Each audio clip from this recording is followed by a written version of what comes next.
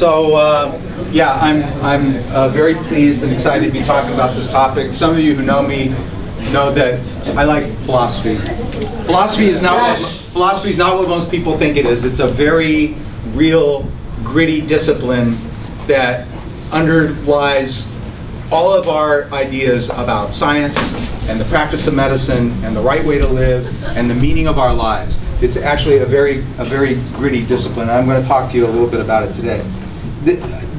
Ethics in emergency medicine if it's not core curriculum, it needs to be core curriculum. I think it's probably underrepresented in most emergency department curricula, and it shouldn't be. It should be something that we talk about on a fairly regular basis. I think it's just as central to what we do as a good grasp of cardiology or trauma. And it's just as broad a topic. So talking for 1 hour about ethics in emergency medicine, it's like giving a 1 hour talk on trauma, right? It's like the most we can hope to do is to sketch out the territory and fill in some of the background and lay out a roadmap for how we should go forward, and I think that we should go forward. I'm going to make the case that this is something that we should probably be talking about on a regular basis. But even that limited agenda is it's kind of ambitious, so let's get started. I'm pleased that we're going to have a little bit of extra time. So this is what we're going to do, right? We're going to talk a little bit about what ethics is, why we're talking about it. We're going to talk about the limits of ethical knowledge, right? Much has been made of that, probably too much. We're going to talk about ethical problems of import to emergency medicine. We're going to talk about values, which are the building blocks of ethical analysis. We're going to spend a lot of time talking about practical approaches to ethical analysis and decision making in emergency medicine and in emergency practice. And we're going to emphasize the importance of ethical preparedness and individual ethical research. And then I will direct you to some relevant resources. What we're not going to do is dwell too much on the limitations of ethical knowledge, a little bit, but not too much. We're not going to have a big Socratic free-for-all today. We're not going to get into a whole. We're going to discuss some cases. Actually, I'm going to discuss some cases, but we're not going to have a lot of Socratic give and take today. I think that is a very important exercise, and I'm going to try to make the case today that that's something that we should do more of in the future, that we should occasionally have an ethics rounds, right? But that's not what we're going to do today. What we're going to do today is lay out the groundwork, and I'm going to propose to you, I'm going to show you some tools that we can use for that kind of ethical analysis going forward. Get into philosophy or philosophy, okay, that's a lie, right? We are going to get into philosophy and philosophers, you know me, and we're not going to come up with easy answers or surefire ethical algorithms, because there aren't any. That's one of the things that I hope to show you. So let's begin. What is ethics? Ethics is a branch of philosophy, which is the most open-ended and expansive and important form of human inquiry. Philosophy consists of metaphysics, which is investigation of the nature of reality itself. Epistemology, the theory of knowledge. What is knowledge? How do we know things? How do we know that we know things? Ontology, which is the science of being, the nature, the mode, the meaning of being or existence itself. Aesthetics, the study of beauty and ugliness, what makes things beautiful or ugly.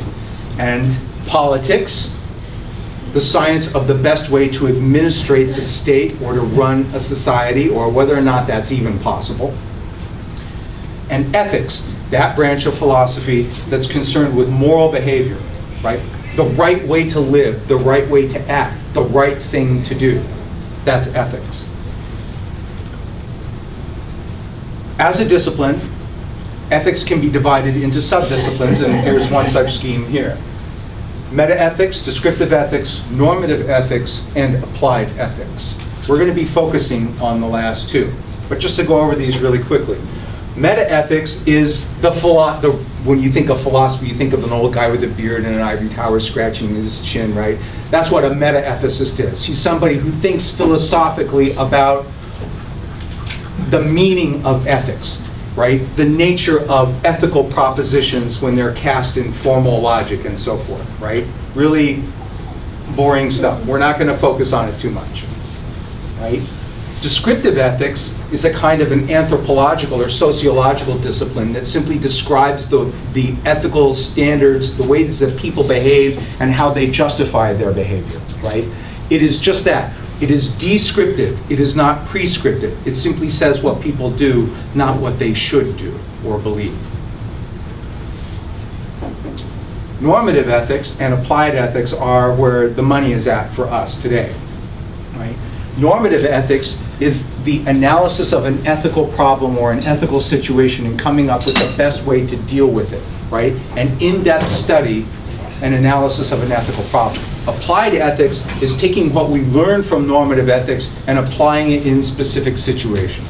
And I think it's easy to see how these two sub-disciplines will inform and feed off of each other.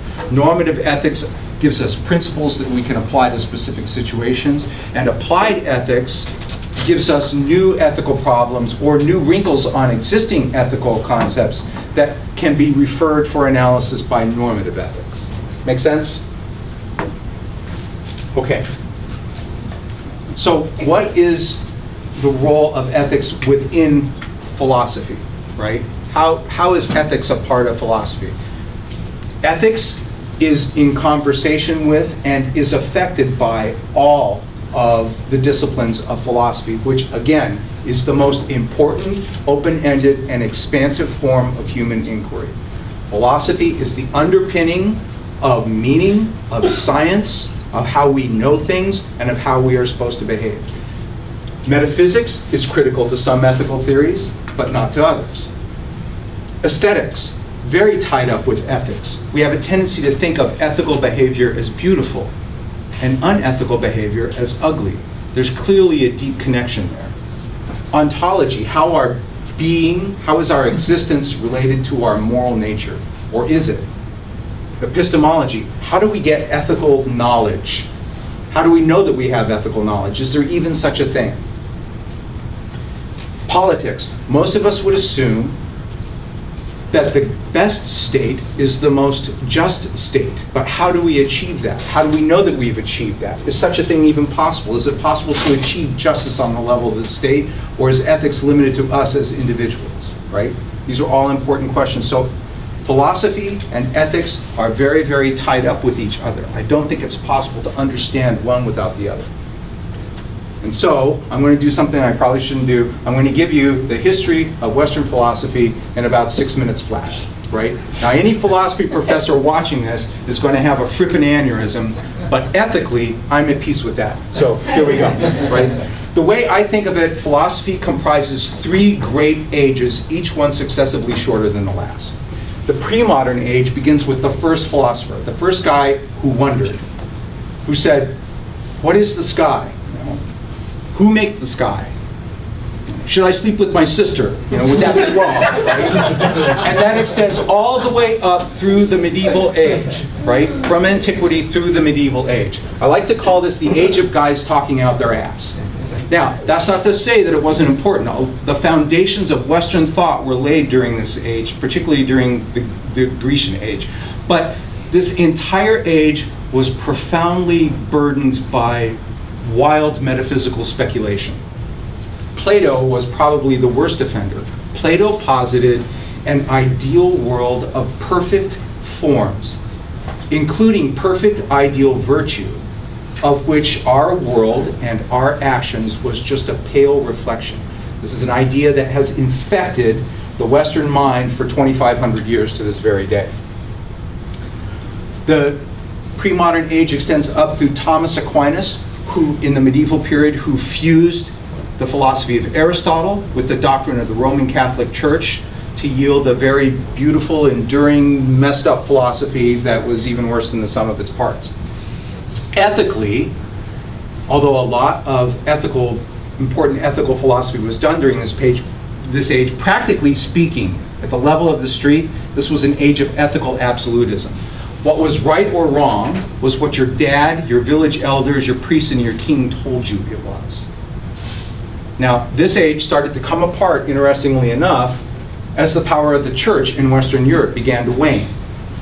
So the Protestant Reformation, the seizure of the Church of England by Henry VIII, the religious settlement of his daughter Elizabeth, the Edict of Nantes, the Treaty of Westphalia, all these things signaled a world order in which the interests of the state, the crown really, took precedence over the interests of religion.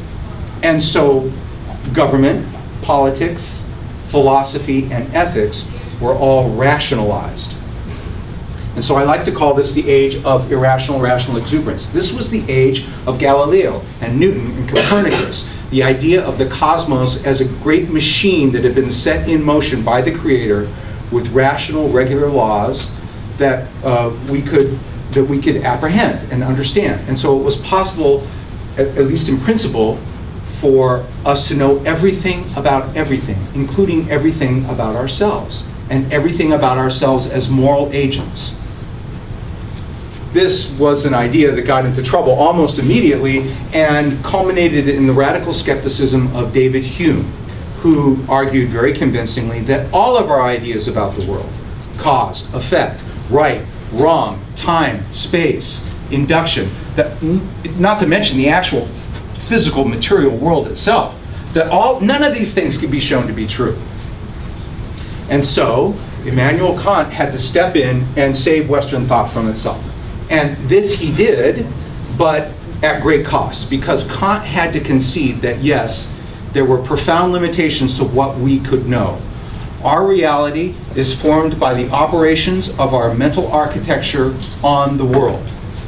This is an idea that seems very natural to you and I, but that's only because Kant laid it out 200 years ago, right? Ethically, this was a period of ethical rationalism, spawning two great schools of ethical thought. Consequentialism, which judged actions on the basis of their consequences, their utility, their outcome, and deontology, which judged actions on the basis of their intrinsic moral quality, or the duty that underlied them. Kant's concession that there was a limit to what we could know was a harbinger of the postmodern age, which really got rolling during the 20th century. And at this time, science had completely overturned our conception of reality. So Gödel and Russell had showed that mathematics and logic, which were supposed to be the foundations of all of our knowledge, contained internal inconsistencies that could never be resolved. Einstein showed that there were no fixed inertial reference frames and that time and space were elastic. At the same time, quantum mechanics was showing that at the most fundamental nature of reality, right, the world was indeterminate, subject to random chance, and very, very weird, right? At the same time, World War I destroyed 4 great empires, permanently damaged 2 others, and turned the entire world on its head.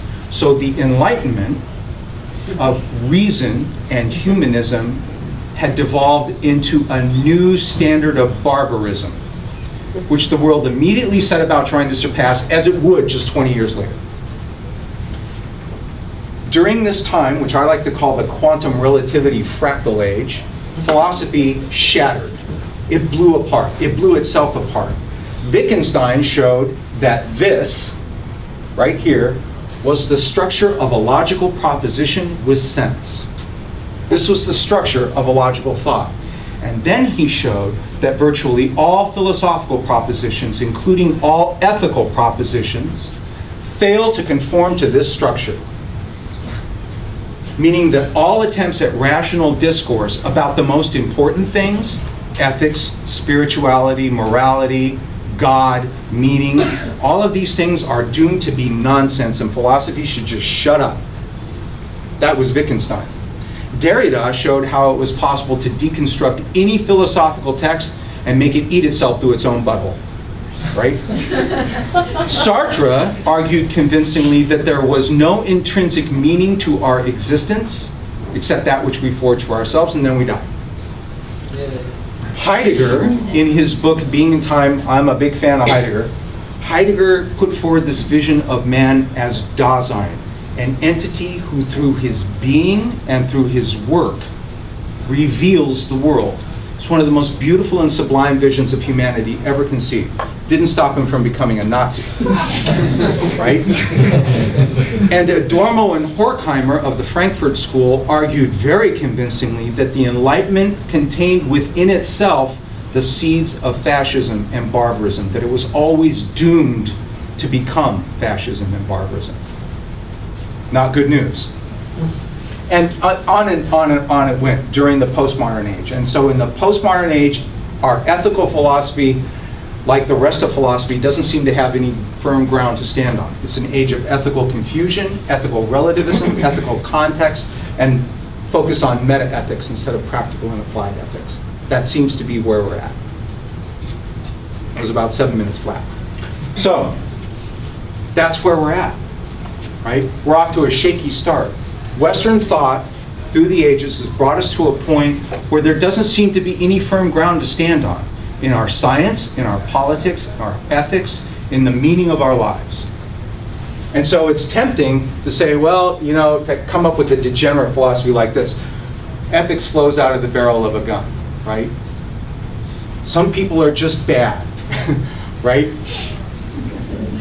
And to subscribe to moral relativism, the idea that all moral ideas, all ethical ideas are equally valid. You know, what's right for me is what's right for me, and what's right for you is what's right for you, right?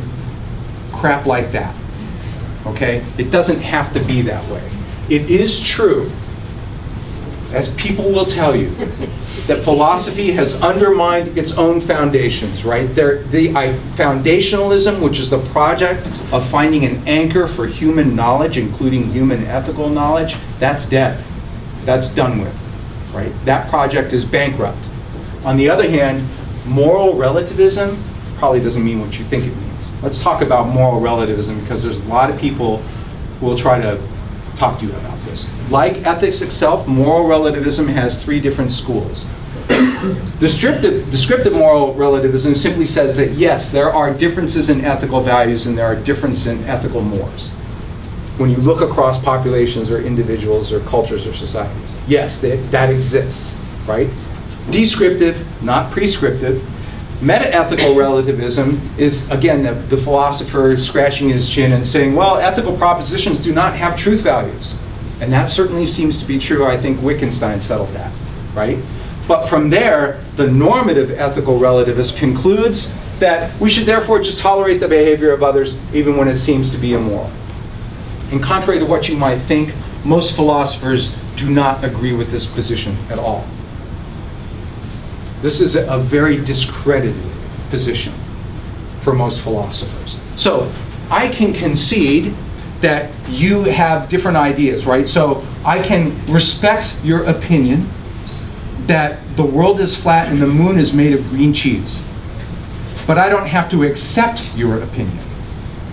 And I'm not going to sign off on you being a geography teacher or an astronaut as long as you hold that opinion, right? Similarly, I can respect that you have different values than me, but I don't have to accept unethical behavior on your part, even if it appears to be consistent with your values. Does that make sense? And that's what moral relativism would say. I say that that's wrong. I can respect your opinions, but I don't have to respect your behavior. I don't have to accept immoral behavior. This basically says just what the idea that everyone's opinion is equally valid, that's nonsense. That gets us nowhere. Fundamental human values, and this is what the moral relativists, this is the challenge to moral relativism, this is what they have to answer to. Fundamental human values, regardless of their foundation or their lack of foundation,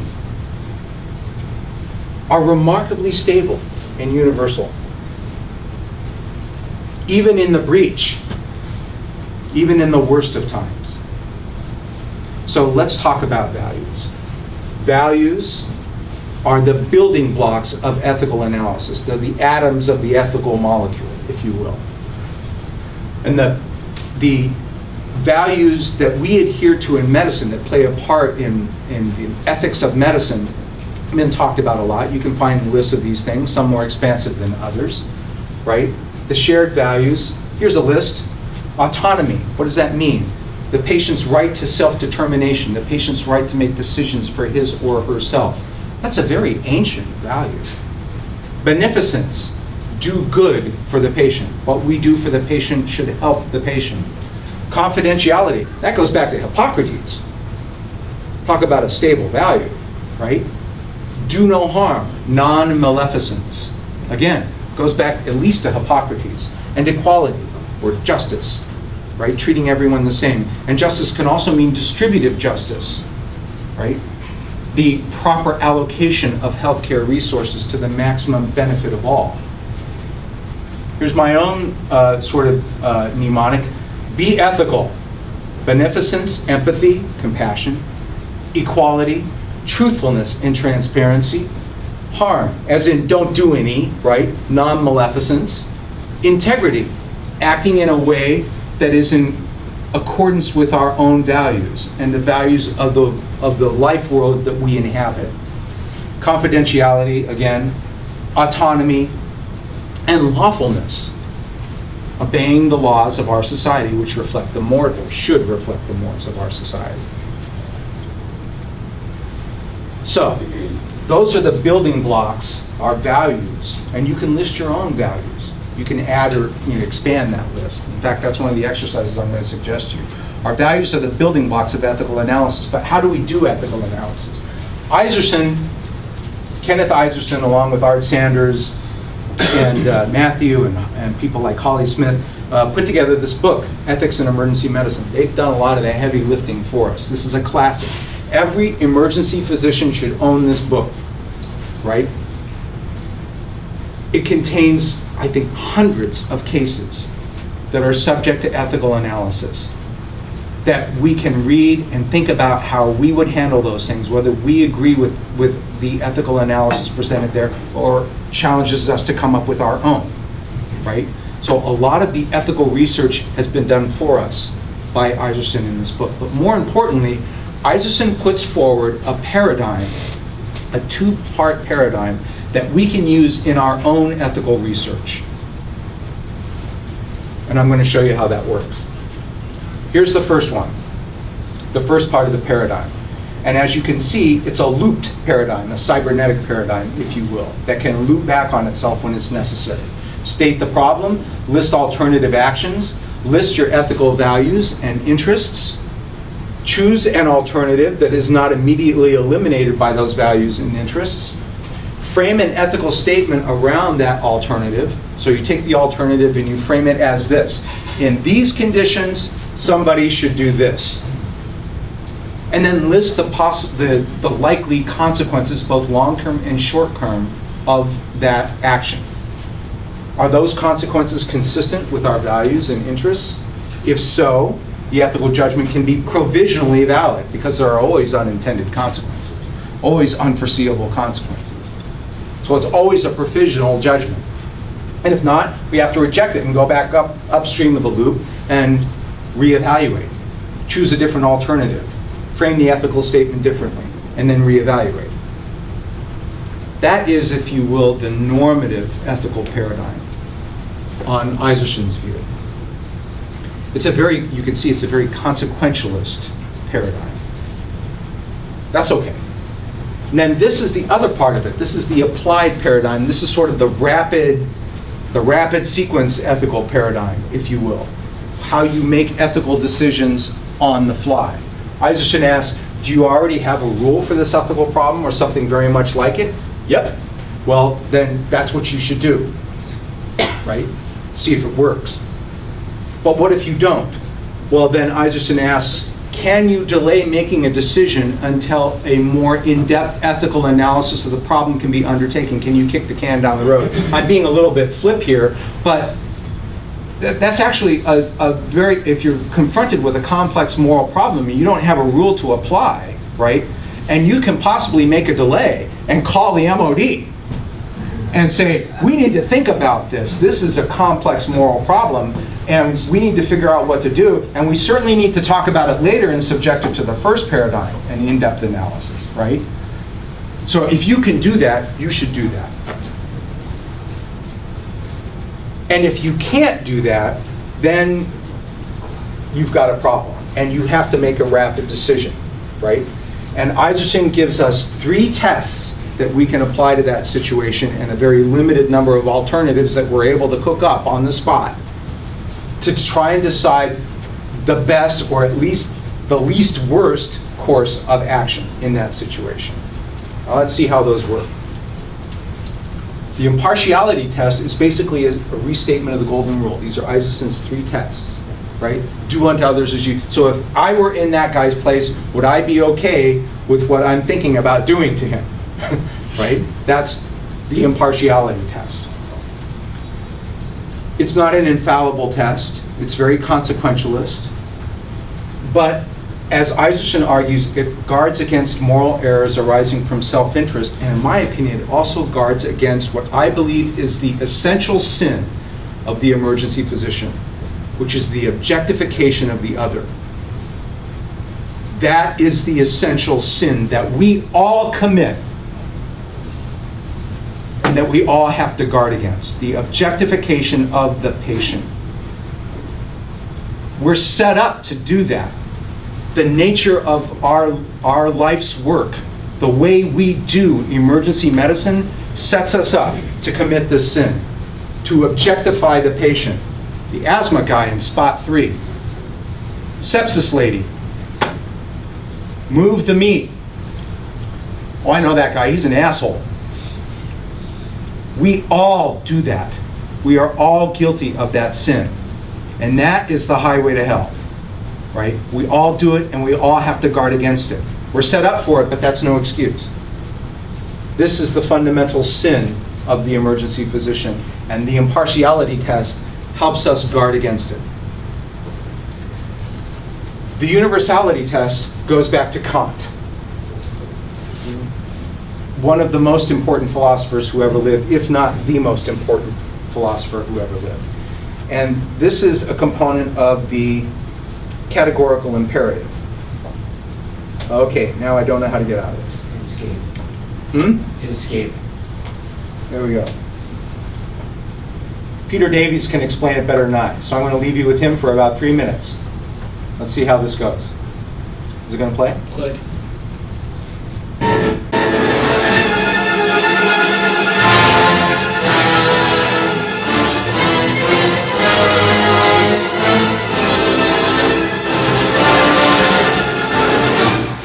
Immanuel Kant was a 19th century German philosopher most notable for... Yes, that's right, Kant. That's how you pronounce it. Not Kant, not Kant, not Jones, but Kant. It's a German name, and I'm quite happy to sit here in silence until you're mature enough to get over it.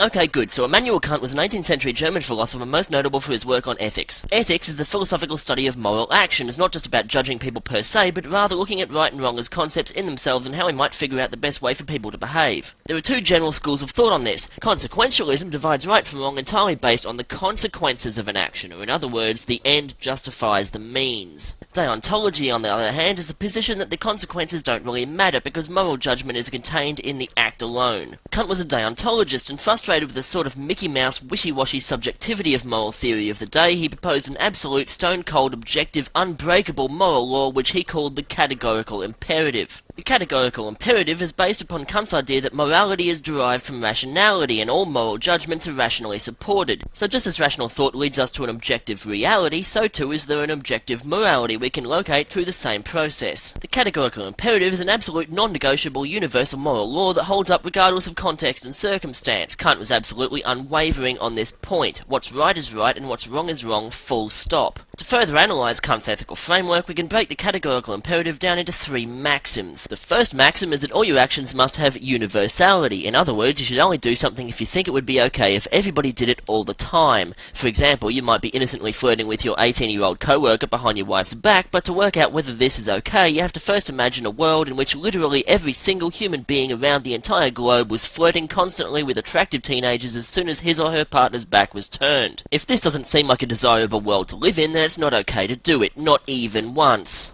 The second maxim is that every human being must be treated as an end rather than a means to an end. What this basically means is that you're never allowed to manipulate anyone no matter what. This stands in stark opposition to consequentialist theories that take into account the greater good. Kant thought that the greater good was irrelevant. Each person is his own rational agent, and no one person may be manipulated to achieve the goals of another. That means that you can never lie. Ever, to anybody, under any circumstances, for any reason. The third maxim is that you should always behave as though you are the absolute moral authority of the entire universe. It should be noted that some people already think this, but it doesn't necessarily have anything to do with Kant.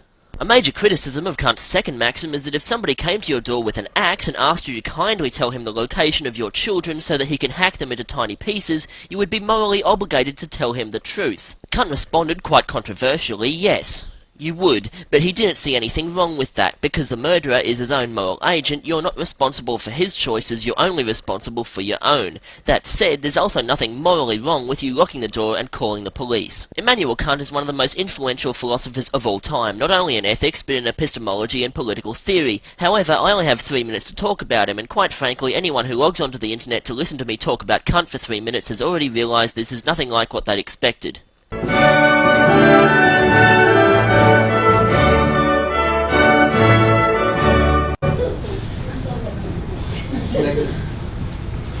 Bring your PowerPoint back. The categorical imperative. Explained far better than I ever could. So, the universalizability test is a component of the categorical imperative, as we just saw. Kant stated it thusly: the only morally acceptable maxims of our actions are those that could be rationally willed to become a universal law. In other words, what if everybody did that? That's the categorical imperative. For example, it's okay to lie to patients in distress if it helps us take better care of them. All right? So apply the categorical imperative to that.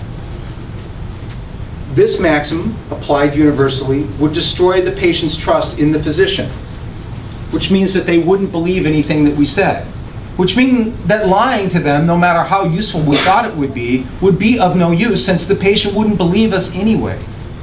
That's what happens when you subject unworkable ethical principles to the categorical imperative. They eat themselves, they churn on themselves and undermine themselves. If they don't, then they pass the categorical imperative. Does that make sense? It's very much a deontological formula. Kant was a deontologist. Under the categorical imperative, the moral agent has a duty to act in a way that can be universalized.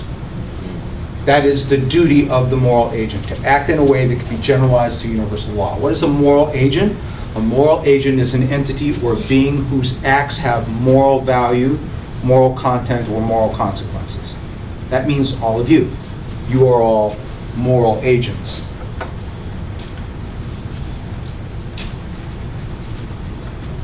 So, here's an ethical question. If I like Archer, does that make me a bad person?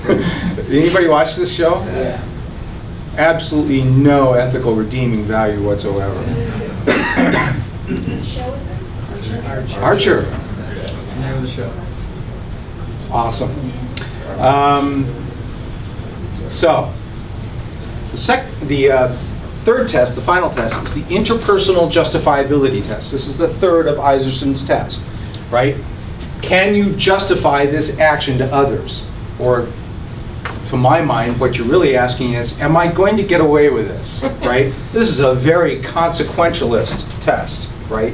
You're basically asking yourself, well, will people think I'm a jerk if I do this? Will I be able to justify this to my peers, to the patient, the CQI committee, the jury, the hospital, the authorities, right? Am I going to get away with this? That's basically what this question boils down to, which is not to say that it's not without value.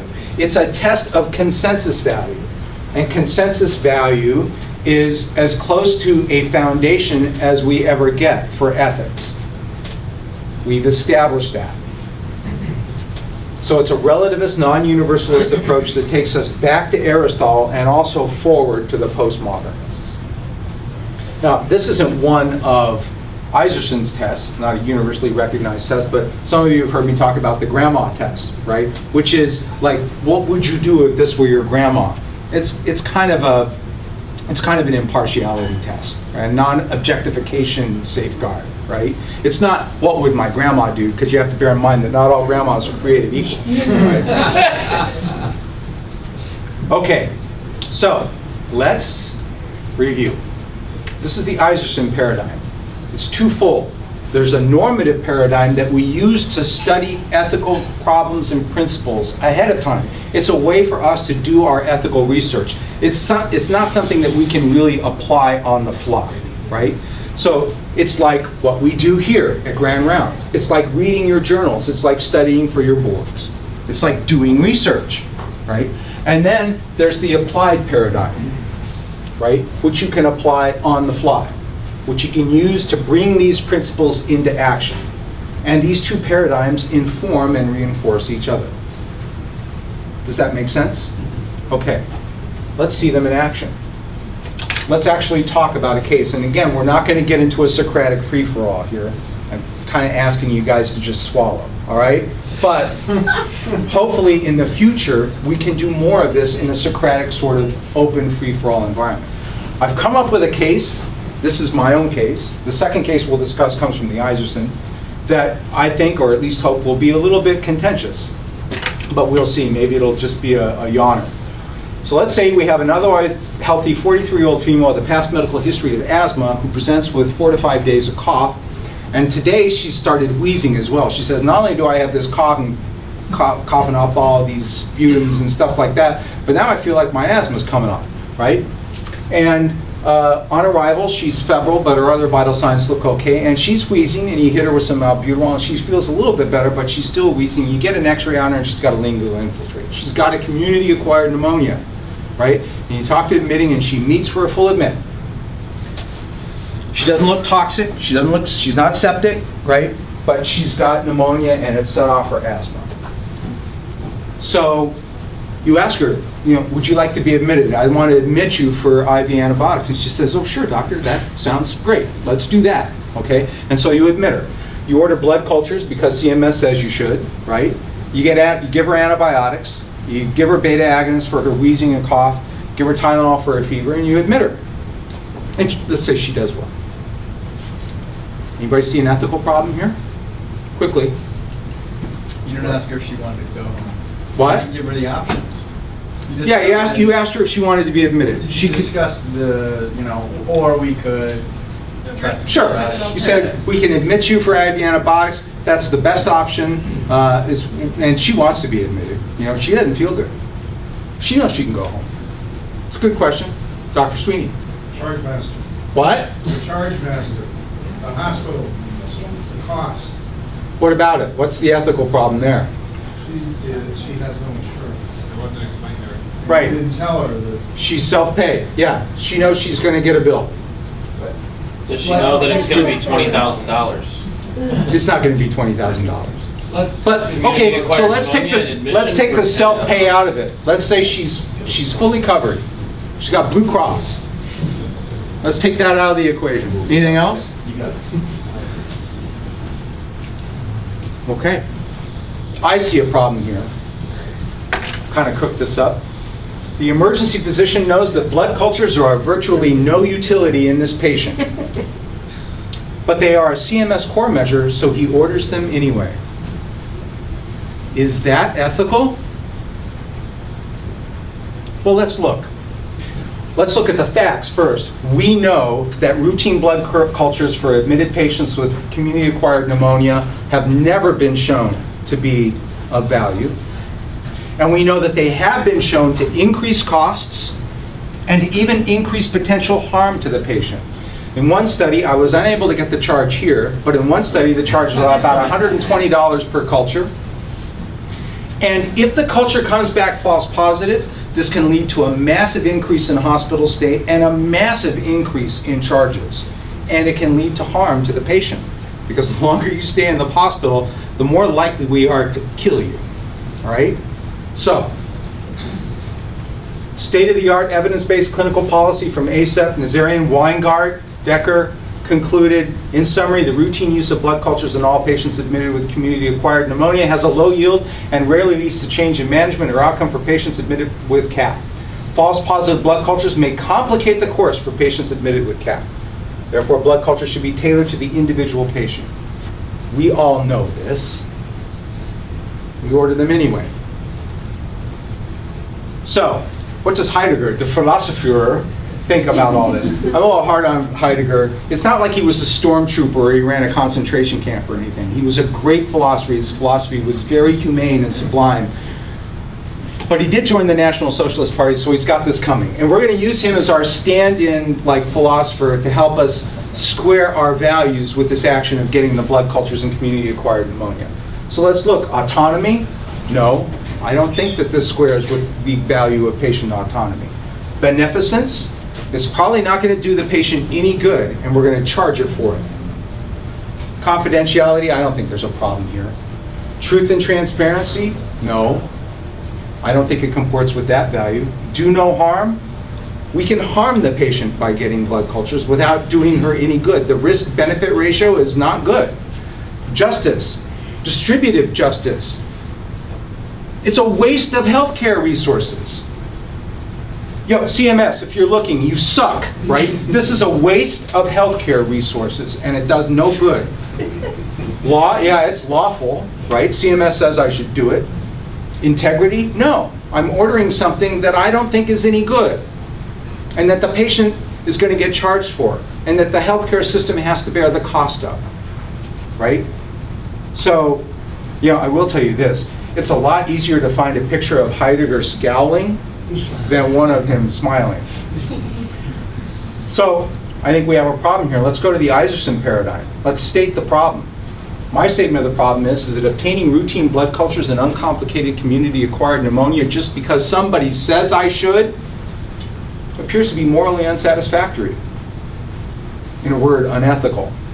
Let's list the alternatives. We can observe CMS directives and order the cultures indiscriminately regardless of whether they're clinically indicated. Do what we're doing. We can disregard CMS directives and not order the cultures unless clinically indicated. Do what we think we should do. We can order the cultures but not bill for them. Good luck with that, right? We can admit the patient with a false diagnosis that doesn't require blood cultures. We could let the admitting physician order the blood cultures and do the bad thing for us so we can feel good about ourselves, right? Feel tight. Solid, right? Okay, well, let's look at those. So the first option, that's just stupid. That's what we're doing. That's what we think the problem is, right? So doing it is just to keep doing it without thinking about it anymore is stupid and unethical, right? Disregard CMS directives, and okay, so we can talk about that. What about ordering the cultures but not billing for them? We can talk about it, but it's not negotiable, right? That's not going to happen. We can admit the patient with a false diagnosis. Well, that's called lying, and that is morally prohibited. We can let the admitting physician do it for us. We can let somebody else do it. That's just weak, right? That's just lame, right? So we've got two options here that we can maybe talk about, and maybe you could list some alternatives of your own. These are the alternatives that I came up with. Disregard CMS directives and do not order the cultures unless clinically indicated, or order the cultures but not bill for them. So we can list our ethical values and interests. We've already done that and looked at that. And then we choose an alternative, like say option 1. Disregard the CMS directives and do not order the cultures unless clinically indicated. Okay? Well, then let's look at an ethical statement that comes out of that. In the setting of community-acquired pneumonia, when cultures do not appear to be indicated, the emergency physician should disregard CMS directives and not order the blood cultures. Let's list the consequences of that. The patient will not be charged for cultures. Good. No false positive cultures or harm resulting therefrom. Good. The physician may face approbation from hospital and other authorities. Not so good. The admitting service may order cultures anyway, rendering our moral stance futile. Not good. And there may be conflict with the admitting service and the hospitals and the department, right? Also, not good. What about the long-range consequences? Widespread noncompliance could spur a reevaluation of policy by CMS. Yeah, that'll happen, right? Noncompliance with core measures may threaten the fiduciary health of the hospital and therefore its patients. That's a significant complication of our proposed course of action, right? That violates several ethical principles. The physician may suffer loss of privileges or employment. I got to tell you, I consider that to be a very unsatisfactory outcome. And this approach may foster cynicism and insubordination. So on balance, I do not think that this approach is consistent with our values and our interests and has to be rejected. So we have to go back up the paradigm and find another alternative, right? Including one that perhaps you have all already thought of, being intelligent people. So let's frame a new ethical statement. In the setting of community-acquired pneumonia, when cultures do not appear indicated, the emergency physician should present the facts and alternatives to the patient and engage in an exercise of shared decision-making, right? Hey, listen, the feds say that I need to get this test on you, which is going to cost you a whole bunch of money, has a lot of false positives, isn't going to do you any good, and may actually end up increasing your hospital stay and doing you harm. You want me to do that? No? Okay, then I won't. Oh, no, doctor, I think we should do what the Fed, or we should always do what the federal government says. Okay, I'll get the cultures then, right? Engage in shared decision-making with the patient. Informed consent. So let's ask Heidegger, does this satisfy autonomy? Absolutely. I think it does respect the patient's autonomy. Is it beneficent? Well, we can argue about it, but we discuss the facts with the patient, and the patient decides that that's what she wants for her. Confidentiality, that was never a problem. Truth and transparency, it certainly respects that value. Non-maleficence, well, I have Heidegger smiling here, but I think we can argue about that. Distributive justice, maybe we can argue about that. Is it lawful? CMS might want to argue about that, right? And integrity, yeah, I think that this action comports with my values. So, let's look at the consequences. The immediate, the patient will be charged for cultures only by consent. Good. The patient's autonomy, as well as the principles of transparency, truthfulness, and beneficence will all be respected. The physician may still face approbation from the hospital and other authorities, and under these same circumstances, I think they can blow, right? I think that this is a morally defensible action. The admitting service will be collaterally prohibited from ordering cultures without patient consent, eliminating the problem of futility that we encountered earlier. Long range, this approach could foster an attitude of placing the patient at the center of decision making. That's a good thing. The hospital and physician will both have strong arguments for contesting adverse action by third-party payers and authorities in the face of patient refusal to consent to unnecessary testing. And there are other consequences that you could come up with, and the world will certainly come up with other consequences to confront you with, right? But on the face of it, I think that we can provisionally accept this ethical statement. I do. Okay. Let's look at another case. This comes from the Isaacson. This is Holly Smith's case, right? And it's going to show us how we use the RAPID protocol. We've just used the normative protocol. Let's use the applied protocol on a case. A 30-year-old male walks into the department claiming that he has been shot. He consents to triage and treatment only if the physician will not report him to the authorities. You're working in a state with a mandatory gunshot reporting law. I'm saying hypothetically you are, right? The patient appears to be stable and to have intact decision-making capacity. And it is clear that the patient will leave immediately if you do not accede to his demands. So, this is the RAPID protocol. Now, I have eliminated the first two options, right? Let's say that you don't have a principle that you can bring, that you can apply in this situation, and the patient is going to leave immediately if you don't accede to his demands, so the situation is exigent and you can't kick the can down the road and make this somebody else's problem, right? You're in it. You have to make a decision. So there are a few obvious courses of action that you can consider. You can call security, seize the patient, restrain him, treat him against his will, and then report him to the authorities, right? I can see that happening. I can see somebody doing that, right? You can lie to the patient, I won't inform on you. Sure, go ahead and lay down. And treat him, and then inform on him anyway. You can treat him, but not inform, in violation of the statute. Unlawful. Or, you can say, look, I can't treat you under these conditions, right? I hope you change your mind. I'd like you to let me talk you out of this, but I can't I can't treat you if it means breaking the law, right? And refuse to treat and not inform the authorities. Or you could refuse to treat and inform on him anyway, right? So these are some obvious options. Some of these we can dismiss out of hand, right? Option 1 is clearly morally impermissible and probably unlawful as well, right? It does violence to the patient's autonomy and dignity, and it is an assault. You can lie to the patient. Well, lying is what we call lying and is morally impermissible, right?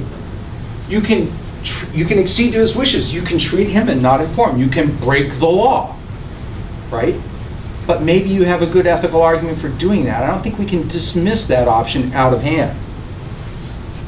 You can refuse to treat and not inform. You can say, look, I can't treat you under your conditions, right? You're free to go, you're free to stay, but if you stay and I treat you, I have to inform, I have to obey the law, right?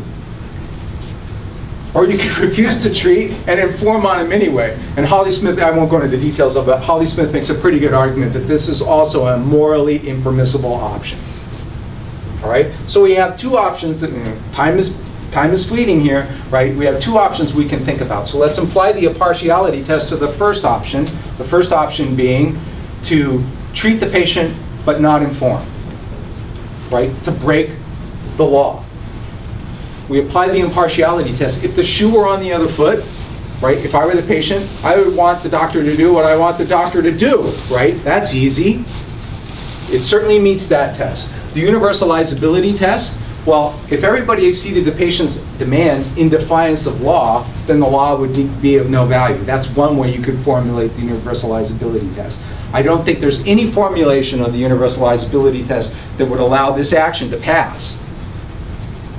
And justifiability, I don't think you can justify to your peers or to the authorities acting in defiance of law by definition, right? So it meets the impartiality test, but universalizability and justifiability seem to be non-starters for this course of action. And I think that's right. So what about the other option? The other option is to refuse to treat the patient and not inform the authorities under these circumstances, under the patient's conditions. That's going to fail the impartiality test. If I were the patient, I would want the doctor to do what I want the doctor to do. Right? So it's not going to fail. It's not going to pass that test. But what about the universalizability test? Here's my formulation of it. Holly didn't actually do these three tests explicitly, but this is how I apply the universalizability test to it. If everybody obeyed the law while observing the patient's wishes, then both law and autonomy would be upheld. Well, under that formulation, I think that this action passes the universalizability test. And what about justifiability? I think I can justify to myself, my patient, my peers, and the law my decision to obey the statute and respect the patient's wishes. And so we can provisionally, or actually accept the second alternative, which is to refuse to treat the patient and not inform. And this was the solution that Smith came up with, and I think it's the right one. The point is that a lot of these things have been done for us in the Iserson and elsewhere. So John? Yeah. Total for us. But, as far as the impartiality test, it seems like there's somebody else who should be involved in that test here, and that is the potential victim of the crime. Because the whole idea of this is, to report a crime, which would seem to be highly suspicious that this gentleman was involved in an illegal act, and therefore there's a potential victim. So should the impartiality test be applied to that victim? That's a good point, and it is in fact discussed at length in Holly Smith's analysis of this case, and I've kind of left it out in the interest of time. But you raise a very important point that is spot on. In case you didn't hear, Dr. Burke was saying, what about the other potential victims? Maybe this guy got shot in the commission of a felony, right? Maybe he got shot while raping somebody, right?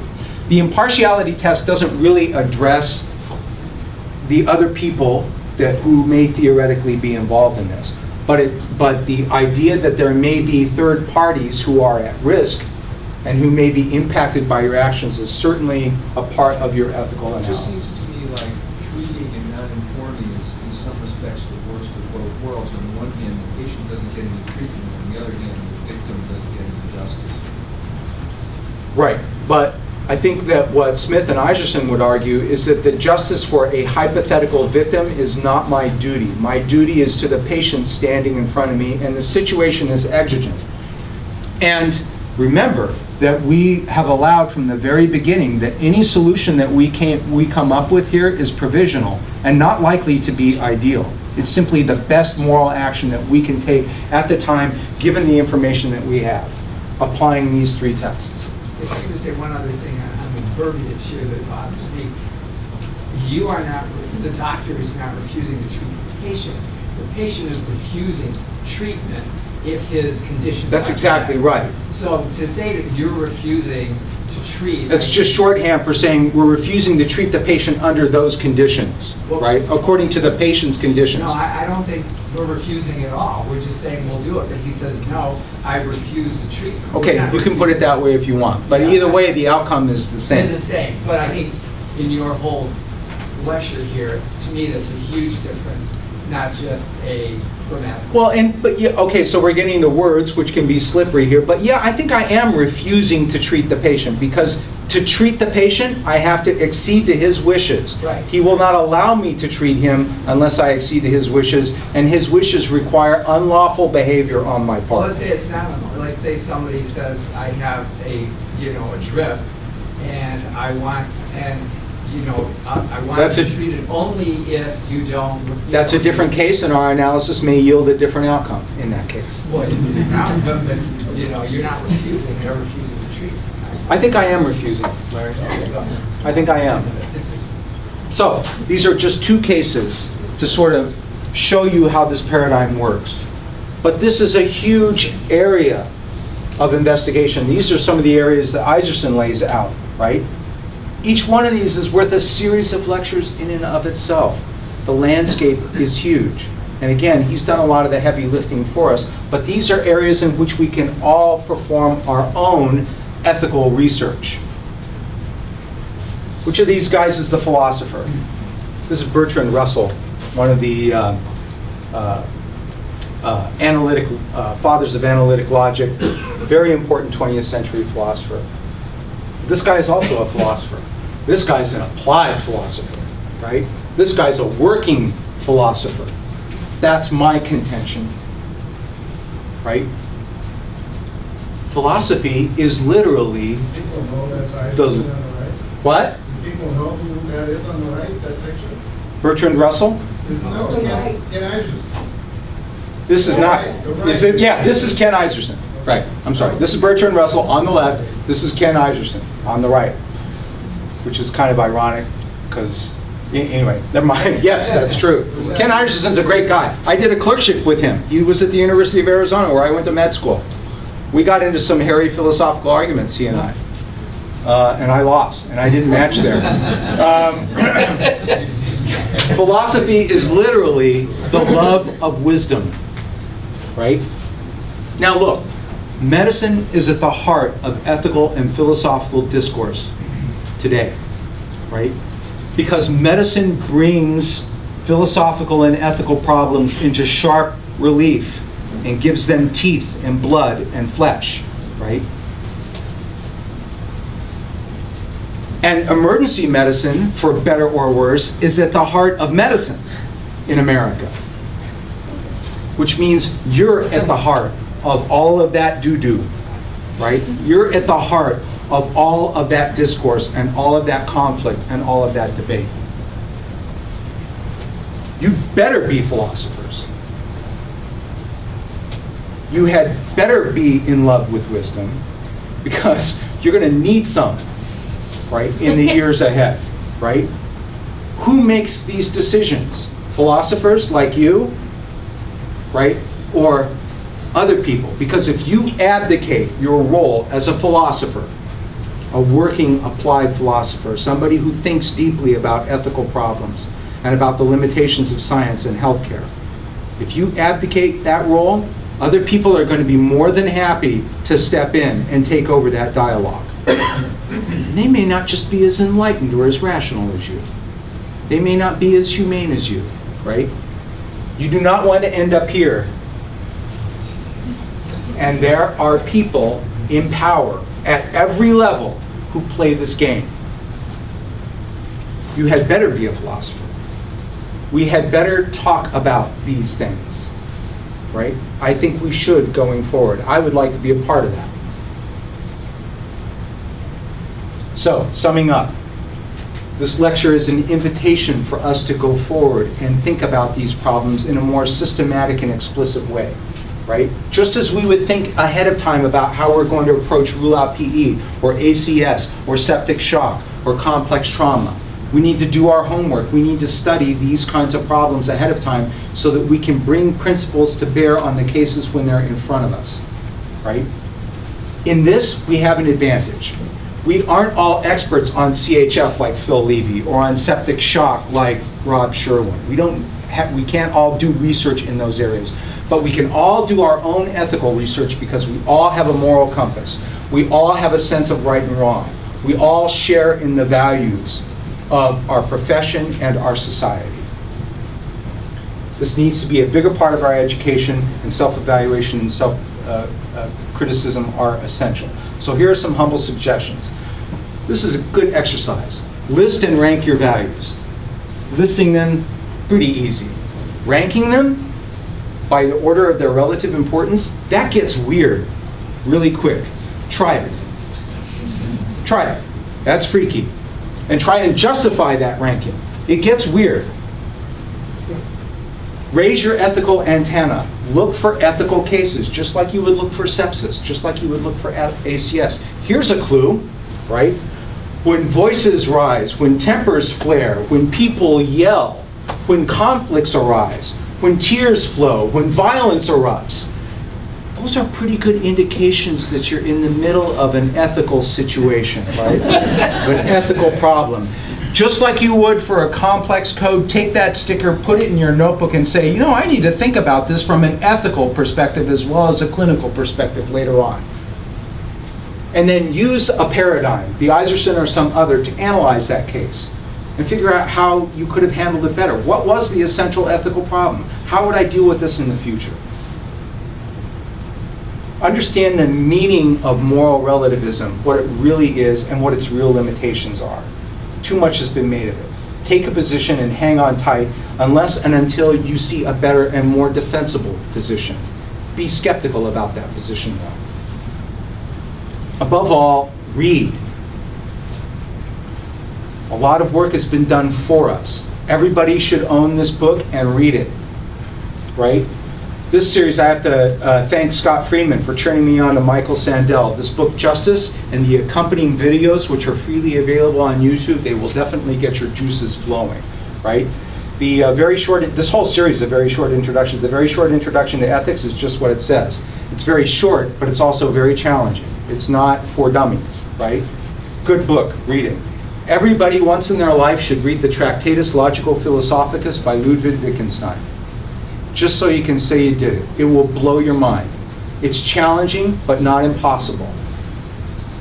And it's very beautiful. Read something about Kant's ethical thought. The Wood is pretty good, but there are plenty of books on it. Get inside the head of one of the most important philosophers of all time, whose ethical thinking still reverberates with us today, right? Whether or not you belong to a spiritual tradition, pick up one of the canonical texts and read it. It's a good exercise. I say this to you as somebody who is not religious. The Hippocratic Oath, ACEP's Code of Ethics for Emergency Physicians, the Geneva Declaration, the Patient's Bill of Rights, these things are readily available on the web. Download them, look at them, read them, see how they reflect and inform our shared values. I'm a realist. I know not all of you are going to read all of this stuff. You're busy, you've got other things to read, other things to think about. So my last humble suggestion is this. Buy this little book and put it on your nightstand. Very digestible. Except for the first chapter, it's all brief little paragraphs. There are worse things to read before you go to sleep, right? The Meditations of Marcus Aurelius reveals a man of incredible thoughtfulness and morality and duty and compassion and tenderness even. And this is more remarkable when you remember who Marcus Aurelius was. Marcus Aurelius was the absolute ruler of this. Marcus Aurelius was the emperor of Rome at the height of her power. His empire extended from northern England to Africa and Egypt, and from the coast of Portugal into Syria and the Arabian Peninsula. The whole Mediterranean world, the whole of Western civilization was in his command. And for such a man to have written a book of such humility and compassion, and for that book to survive, to be read by us today, is one of the great blessings of antiquity to our world. And when one reads it, one begins to think that maybe the values and morals that we hold dear today are not, or maybe they're maybe a little bit more universal and timeless than some would have us believe. Thanks for your attention and your patience today.